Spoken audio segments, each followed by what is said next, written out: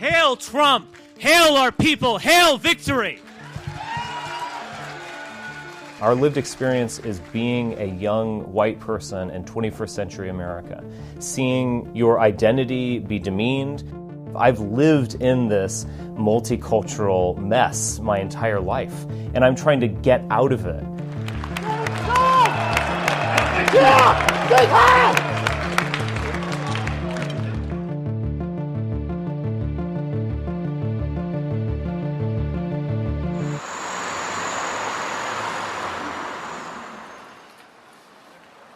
I hope you're feeling all right. I know it is early on a Saturday. I've just had a headache for a week. I don't think it's from having too much to drink last night. It's just the winning. It's too much winning. We've crossed a Rubicon in terms of recognition. We aren't quite the establishment, but let's start acting like it. We're trying to break through the largest taboo of our times, identity for people of European heritage. We need to make it permissible to think as we want and to not have double standards and racial discrimination institutionally against white people, for example. This needs to go. Racist basically has become to mean anything to the right of Karl Marx. Anyone who sort of cares for their people or even is just not self-hating, self-abasing and thinks white people need to be exterminated.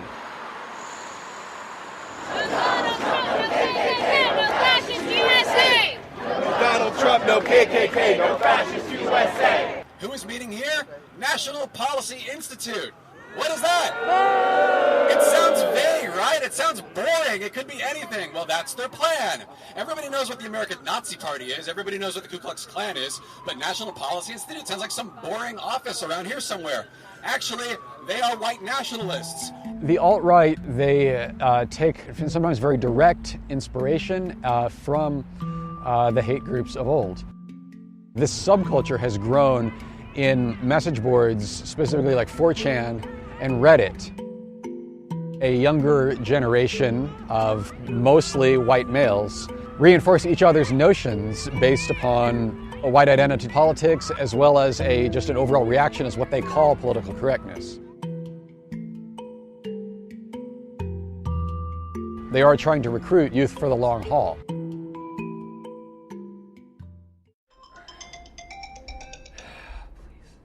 Hi. Hi. Please. Hello? Gotta run. Bye. Fuck.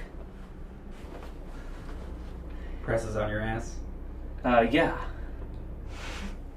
Well, everyone just wants a piece. Before the Trump campaign, I would get a media request maybe every quarter or so. At this point, I get a media request effectively every day. One philosophy is, these guys hate you, they're a bunch of shit libs or whatever. And my philosophy is effectively that there's no such thing as bad publicity.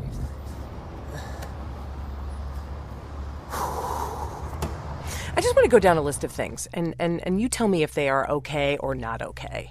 Okay. Graffiti that says, "Make America White Again." I don't...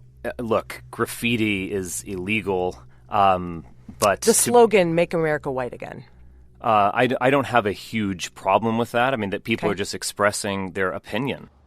The alt-right has existed long before Trump. We were doing a lot of thinking, but no one was really paying attention. Maybe if you're less charitable, you could say we were engaging in intellectual masturbation. Trump definitely energized the alt-right. He was elected because of the immigration issue, which is fundamentally an identity and race issue, let's be honest. Because we have this connection with him, we can inflect his policies. We're really trying to change the world, and we're going to do that by changing consciousness and changing how people see the world and how they see themselves.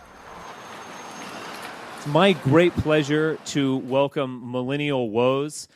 Millennial Woes is just the kind of person that we want in the alt-right. Millennial Woes, and you could say that about me too, we're kind of the hipster whisperers. So it's my pleasure to welcome Millennial Woes to MPI. Welcome.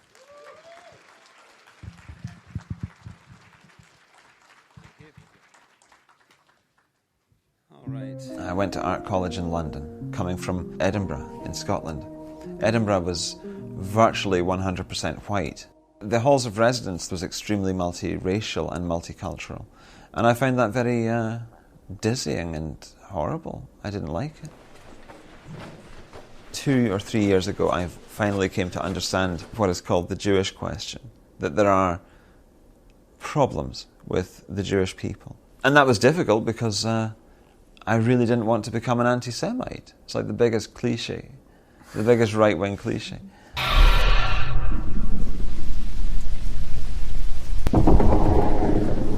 I started my YouTube channel at the very start of 2014. I was on welfare, I was very depressed and so on, and I had a lot of questions about the world. I thought I would make 15 or 20 videos, no one would watch them, and I would just stay on the dole forever, welfare, being miserable. That was what I thought. But as it happened, it took off. By the standards of the alt-right, it's I would say the biggest channel in Europe. Women shouldn't have the vote. Because if you do give them the vote, they will mess up your psychological defences and your legal systems, your protocols, your culture, and make it vulnerable. We say no to racism! Fuck you, Nazis! Fuck you, Nazis! Commit suicide, fucking assholes! Hi, I'm Adele Stan with the American Prospect, and I'm curious what you would like to see Trump do first thing right off as soon as he takes office.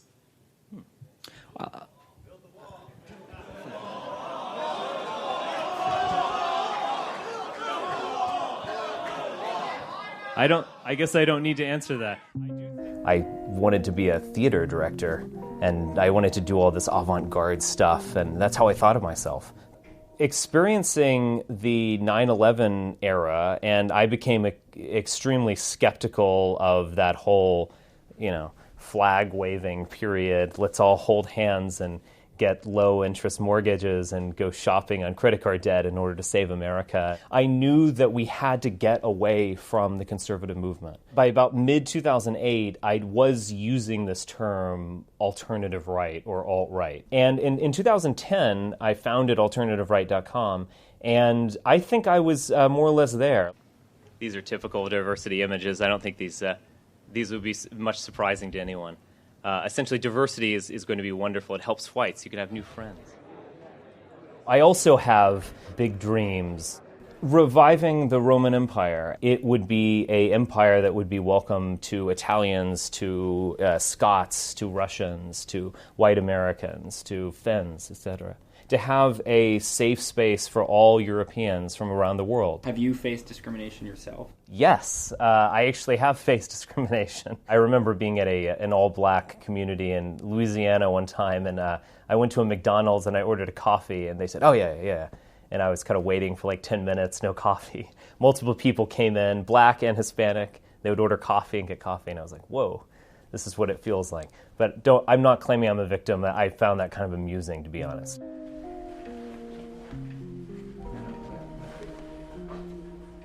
Are these shoes a little too casual? I don't think so. Nobody looks at shoes. That's what I think. Especially at night. I'm a tribalist. I'm not a racist or, white supremacist or that. Tribalist. How would you define that? Well, my kind, my European kind, and you're Jewish. Yeah. Okay. Well, you have it. It's a tribal. Of a tribal nature. All people do. Blacks do.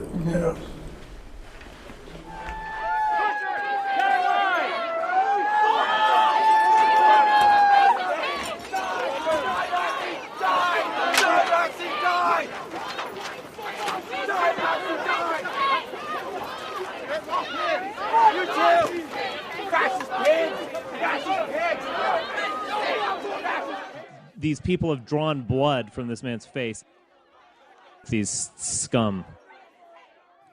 To be white is to be a striver, a crusader, an explorer, and a conqueror. We don't exploit other groups. They need us and not the other way around. For us as Europeans, it is only normal again when we are great again. Hail Trump! Hail our people, hail victory!